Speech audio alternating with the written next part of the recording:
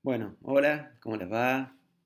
Este, bueno, les cuento la intención de este video, como ya saben, es, eh, digamos, cubrir contenidos correspondientes a estas semanas en las que no tuvimos encuentros en el instituto, ¿sí? Entonces, es para que las clases que no tuvimos los miércoles, los días miércoles 7 de mayo, 14 y 21, bueno, no nos perjudiquen tanto en el avance de la cursada y en el avance de los contenidos, ¿sí? Así que la idea es, con este video, entonces, avanzar y eh, ya cerrar Lyotard, ¿sí? Cerrar posmodernidad. Así ya, después de esto, arrancamos con cambio climático en clase, ¿sí? Muchas de las cosas que yo voy a decir acá están ya en videos subidos a mi canal de YouTube. Pero bueno, está explicado, ahí lo van a ver explicado diferente si miran esos videos, parecido pero diferente, y además acá vamos a ser más compactos, más sintéticos, ¿sí? Eh, repito, esto es para dar los últimos temas que quedaban pendientes de Lyotard y ya cerrar Lyotard y poder cambiar, poder pasar a otro tema en la materia, ¿sí? Así que eh, en la última clase estábamos hablando sobre los relatos de legitimación de la ciencia.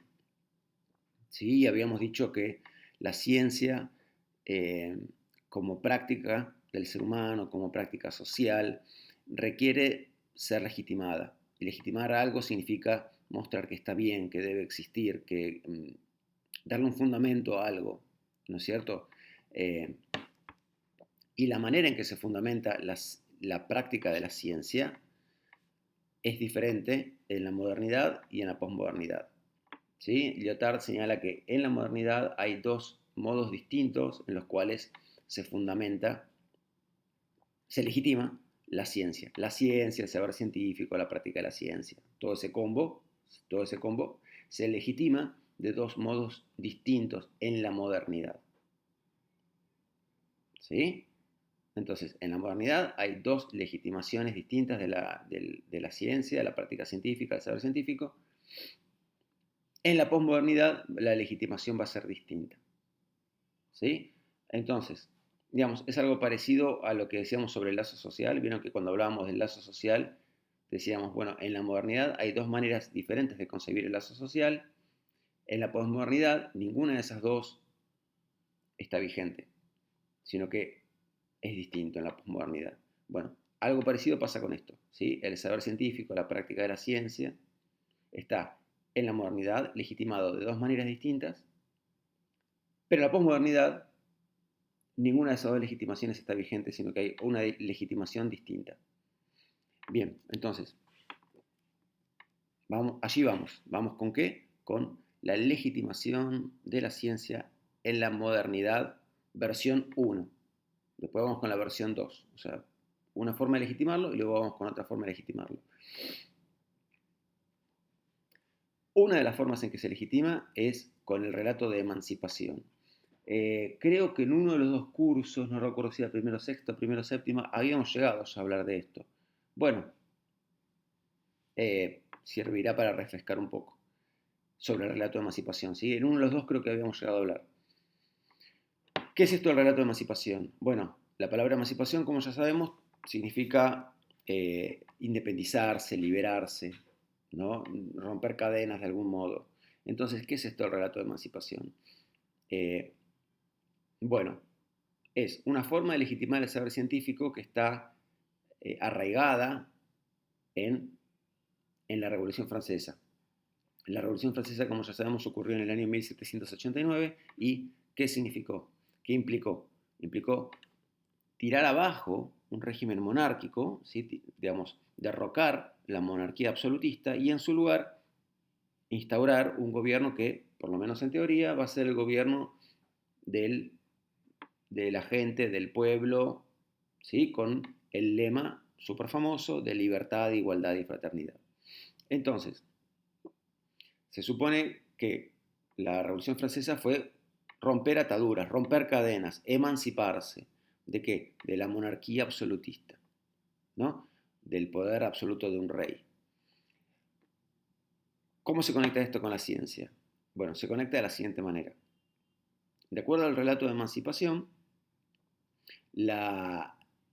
¿cuál es la legitimación de la ciencia? ¿Por qué hay que hacer ciencia? Porque la ciencia fue un privilegio de unos pocos durante mucho, mucho, mucho tiempo. ¿Cuándo dejó de ser privilegio de unos pocos la ciencia? Con la Revolución Francesa. Entonces, digamos, lo que ocurre con la Revolución Francesa es que el pueblo, los oprimidos, le arrancan a los poderosos un montón de derechos que son legítimos del pueblo y que los poderosos los tenían monopolizados. Entonces, la ciencia sería uno de esos derechos del pueblo, de la gente, de cualquier persona, un derecho humano casi, digamos, el derecho a la ciencia. Entonces, ¿qué sería esto de relato de emancipación? Sería fundamentar la práctica de la ciencia en base a la idea de que hay que hacer ciencia. ¿Por qué? Hay que hacer ciencia porque durante mucho tiempo no se nos permitió hacer ciencia. ¿Sí? Estuvimos privados de ese derecho. Ahora que ese derecho lo conquistamos, como hemos conquistado tantos otros, hay que ponerlo en práctica. ¿Sí? Es muy sencilla la idea entonces.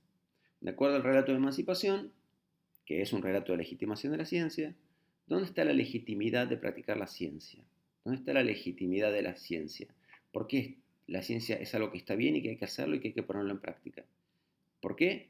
Porque se nos privó mucho tiempo de ella y ahora que la tenemos y se la hemos arrebatado a los poderosos, a los tiranos, pues ¿qué hay que hacer?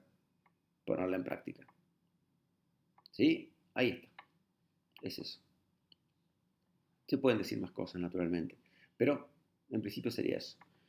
Bien, ahora vamos con el otro relato de legitimación de la ciencia en la modernidad. El otro relato de legitimación de la ciencia en la modernidad es el relato especulativo.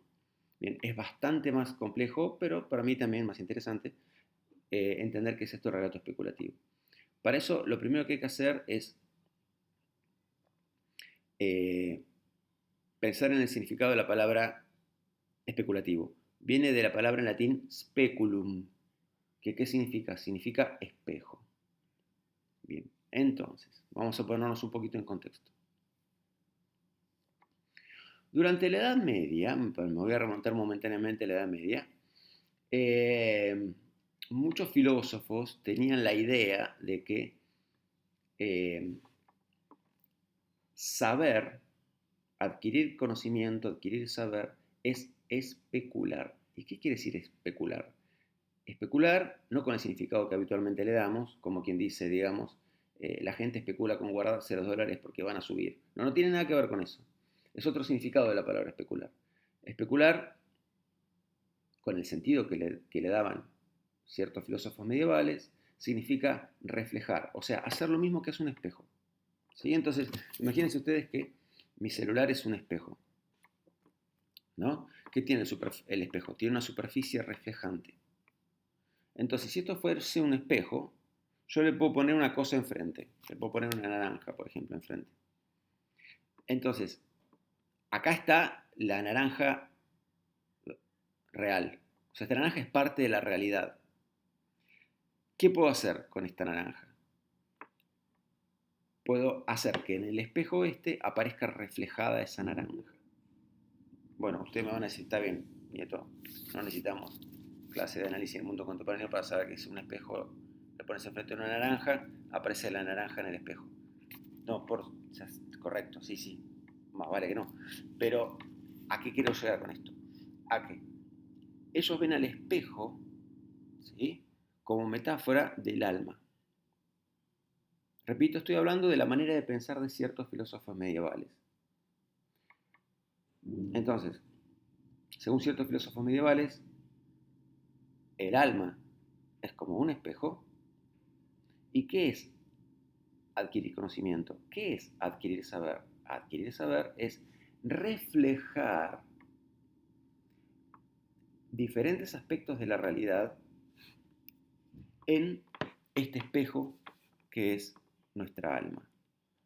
¿No es cierto? Entonces, imagínate que esto es un espejo y que esto es tu alma. Vos no conoces naranjas. ¿Qué es aprender lo que es una naranja? Es reflejar acá en tu alma, que se genera acá en tu alma, el reflejo de lo que tiene enfrente. Entonces yo te pongo enfrente por primera vez en tu vida una naranja. Mira, incluso ahí se llega a ver un poquito en el video. ¿Sí?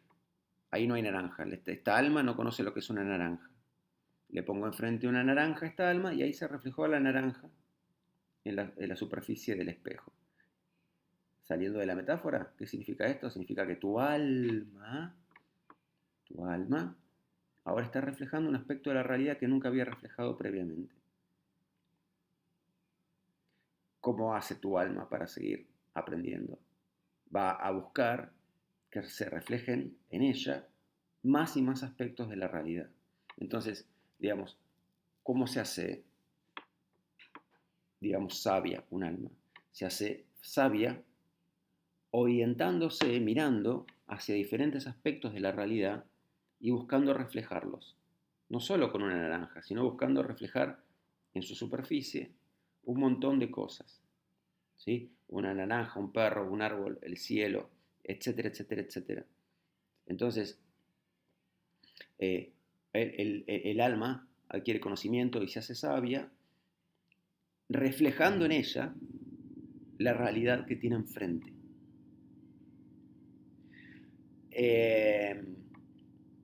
Ahora, ¿qué puede pasar? Puede pasar que el alma no sea un buen reflejo, no sea un fiel reflejo de la realidad. ¿Cuándo ocurre esto? Ocurre cuando la superficie del espejo, o sea, ocurre cuando el alma está, digamos así, contaminada. Hay cosas que en el alma no están bien. Si nos vamos a la metáfora, sería cuando el espejo está sucio, empañado o lo que sea. Si la superficie del espejo está sucia, empañada, etc., entonces el espejo no va a reflejar bien lo que tiene enfrente. Bueno, lo mismo pasa con el alma. Entonces, cuando hay suciedad, digámoslo así, en el alma, hay cosas que en el alma no están bien, desde el punto de vista cristiano sería un alma pecadora, entonces esa alma, por más que se le ponga enfrente la realidad, no la va a reflejar adecuadamente, no se va a hacer sabia esa alma. ¿Sí? Porque en ella no se va a producir ese reflejo fiel de la realidad que tiene enfrente. Bueno, entonces, esta sería la idea básica. ¿Sí? Que todo, repito, es una gran metáfora que consiste en ver al alma como un espejo. Al alma humana como un espejo. Al espíritu humano verlo como un espejo. Les pido por favor que siempre tengan en cuenta, al pensar en este tema, diferenciar la metáfora de lo que la metáfora expresa. ¿Sí? Entonces no es que el alma es literalmente un espejo. El alma es como un espejo. No es que el alma está empañada. Al alma le puede pasar como un espejo. ¿Qué le pasa a los espejos? Se pueden empañar o ensuciar. Bueno, al alma, el alma puede como ensuciarse, pero no con una suciedad como la del espejo, sino con una suciedad moral. ¿Sí? Entonces, diferenciemos, por favor, como siempre que usamos una metáfora, diferenciemos la metáfora, ¿sí?, de aquello que estamos queriendo expresar con esa metáfora. ¿Sí? No lo vayamos a mezclar, por favor. Nadie está diciendo acá que el alma es exactamente un espejo ni literalmente un espejo. Bien. Entonces, esta metáfora es medieval. Para los filósofos medievales, lo más interesante de esta metáfora era ¿qué cosa? Que lo que puede hacer un espejo, o sea, ¿qué necesita un espejo para reflejar? Necesita luz. Y lo que puede llegar a ser un espejo es orientarse hacia la fuente de la luz, mirar al sol, ¿no? Bueno, y eso era para los filósofos cristianos contemplar a Dios, la contemplación divina, ¿no? Para los filósofos cristianos medievales era eso. Bueno, ahora, cerramos la parte medieval. Vamos a hablar de la modernidad. Había en la modernidad una corriente muy influyente de filósofos que son conocidos como, a ver, la corriente a la que me estoy refiriendo se llama idealismo alemán, ¿sí? El idealismo alemán, de los cuales probablemente el principal referente, la principal figura es Hegel. Entonces, para el idealismo alemán, eh, ¿qué hacen los filósofos del idealismo alemán? Toman la metáfora del espejo, ¿sí? Pero la toman de forma descristianizada, ¿sí? Para los medievales tenía un sentido espiritual. Para Hegel no tanto, y desde ya que no tiene un sentido cristiano para Hegel, ni para ninguno de los que piensan como Hegel. Pero digamos, sacando a Cristo, ¿sí? Sacando a Dios, van a mantener esta idea de que el alma es como un espejo. Bien. Entonces, si el alma es como un espejo, ¿cuál es el trabajo de la ciencia desde el punto de vista del idealismo alemán? Ya estamos en la modernidad, ya dejé a los medievales atrás, ¿sí? Si el alma es como un espejo, entonces desde el punto de vista del idealismo alemán, ¿qué es lo que tiene que hacer la ciencia? La ciencia tiene que hacer precisamente ese trabajo, de reflejar, ¿sí? Diferentes aspectos de la realidad. Y por eso hay diferentes ciencias, porque cada ciencia va a buscar reflejar un aspecto determinado de la realidad. ¿Sí? Digamos, la física va a buscar reflejar cierto aspecto de la realidad, la química otro, la biología otro, la medicina otro, la astronomía otro, y así sucesivamente. Entonces, el trabajo de un científico es aportar a esto. Ahora, acá hay una cuestión, que es que para el idealismo alemán hay una diferencia entre el espíritu de uno y lo que ellos llaman espíritu absoluto, ¿no? Entonces, si yo, Pablo Nieto, adquiero un conocimiento de, supóngase que yo soy astrónomo, ¿sí? Soy astrónomo y estoy trabajando con mi telescopio y descubro un planeta nuevo que nadie había visto, nadie había descubierto antes. Bueno, ¿qué ocurre? Ahí, en ese espejo, que es mi espíritu, ¿sí? Se ha producido el reflejo de algo que nunca había aparecido en él, ¿sí? O sea, yo orienté mi alma hacia algo hacia lo cual nunca la había orientado, que es ese nuevo planeta. Entonces, ahí está la realidad, mostrando un aspecto, ese planeta que yo nunca había visto. ¿Por qué lo descubro? Porque yo, o sea, miro con mi espíritu hacia ese lugar. Mi espíritu, cual espejo, se orienta hacia un aspecto, hacia una cosa que nunca había reflejado en su superficie.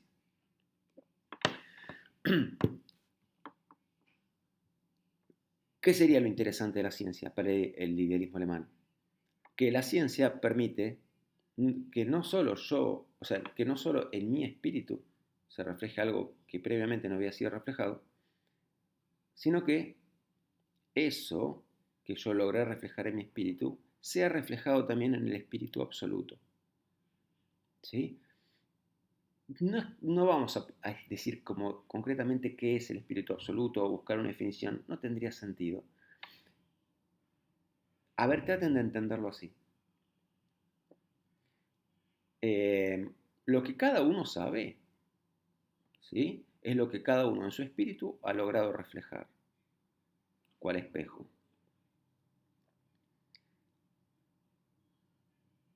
La acumulación de todo el saber de la humanidad, todo ese saber acumulado de la humanidad, es lo que está reflejado, especulado, en el espíritu absoluto, ¿sí? Que sería algo así como el espejo de espejos, ¿sí? Póngale como el gran espejo trascendente, eterno de la humanidad, ¿no? Eso sería el espíritu absoluto. Todo ese saber está en algún lugar, en donde, en el espíritu absoluto. Entonces, ¿qué saber hay en mi espíritu? El saber que yo adquirí, ¿sí? Porque orienté mi alma hacia ciertas cosas. Pero el espíritu absoluto contiene no solo ese saber, de mi espíritu, sino también el saber del espíritu de un geólogo, de un químico, de un físico, de un médico que descubre nuevas cosas. Todo eso se acumula, ¿sí? Todo eso es reflejado, especulado en el espíritu absoluto, que es este groseramente dicho mega ultra espejo, por ponerle un nombre. Es muy grosera la metáfora, pero bueno, sería algo así. Entonces, este es el trabajo de la ciencia. Acá está la legitimación de la ciencia según el relato especulativo. ¿Sí? ¿Por qué hay que practicar ciencia? ¿Por qué es bueno practicar ciencia? ¿Por qué se debe practicar ciencia? Porque de esa manera se acrecenta el saber del espíritu absoluto, que es mucho más importante que el saber de mi espíritu. ¿Sí? Avanzar en ciencia, descubrir unas cosas, es acrecentar el saber del espíritu absoluto. Lograr que el espíritu absoluto refleje más y más cosas. Esto se conecta con un par de cuestiones que tienen que ver con la educación. Primero, ¿cuál es el lugar donde mora el espíritu absoluto? El lugar donde vive el espíritu absoluto. El lugar donde se genera conocimiento por excelencia. La universidad. Entonces, también ahí está la justificación de la existencia de la universidad. Por otra parte,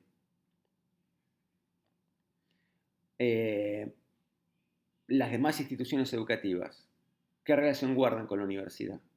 Vienen a ser las instituciones que toman el saber que la universidad genera. De la universidad, como una especie de cascada, ¿sí? Emana el saber hacia otras instituciones educativas. Pero ¿dónde vive el espíritu absoluto? En la universidad. La enciclopedia, ¿sí? La enciclopedia, que es un invento de esta época, guarda mucha relación con esta mentalidad. Porque ¿qué sería la enciclopedia? Sería el lugar donde está volcado el saber del espíritu absoluto al día de hoy. Por supuesto que la enciclopedia se actualiza y se va agrandando. Bueno, ¿por qué? Porque lo que se va agrandando es el saber del espíritu absoluto. Porque el espíritu absoluto especula, refleja más y más cosas a medida que la ciencia trabaja más y más y más. ¿Sí? Bien. Bueno, voy a hacer un corte acá y arranco con otro video. Luego los voy a empalmar, si puedo, si no quedan como videos separados. Pero por si algo pasa, voy a hacer un primer corte acá.